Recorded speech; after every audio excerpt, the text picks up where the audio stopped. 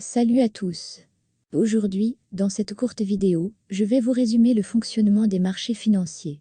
Que vous soyez novice ou expert, restez avec moi pour découvrir les fondamentaux du trading.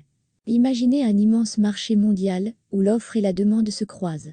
Tout ça se déroule sur les marchés primaires où naissent de nouveaux actifs et les marchés secondaires où s'échangent ces actifs entre investisseurs. Les différents types de marchés se décomposent comme suit. Les marchés des capitaux, où naissent et circulent les actions et obligations, les marchés monétaires pour les transactions à court terme, et les marchés des matières premières dédiés à des actifs tangibles, comme l'or et le pétrole.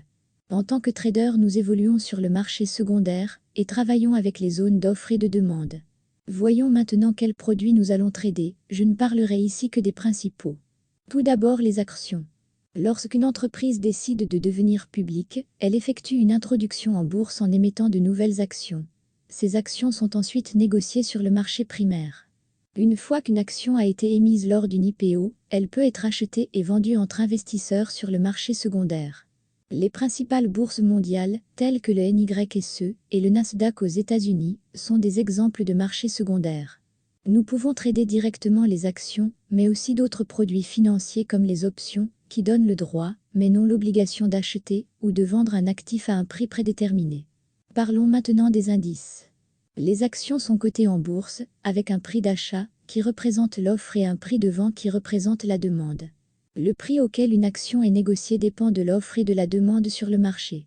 Les indices boursiers, tels que le SP500, regroupent un ensemble d'actions pour représenter la performance globale du marché ou d'un secteur spécifique. Ces indices servent de référence pour évaluer le rendement des portefeuilles.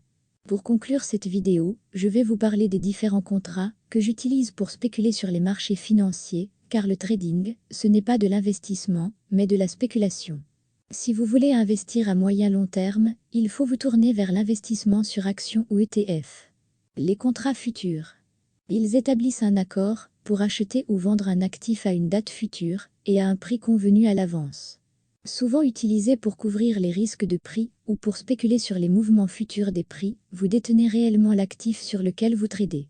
Les contrats sur la différence, CFD, permettent de spéculer sur les variations de prix des actifs sous-jacents sans détenir ces actifs. Ils utilisent l'effet de levier, ce qui amplifie les gains potentiels, mais également les pertes. Voilà, j'espère que ce contenu vous aura intéressé. Si vous avez des questions, n'hésitez pas à me les laisser en commentaire. Dans la prochaine vidéo, je vous parlerai des intermédiaires qui vous donnent accès au marché financier et que l'on appelle les brokers. Et quel broker choisir en fonction des produits que vous voulez trader. À bientôt.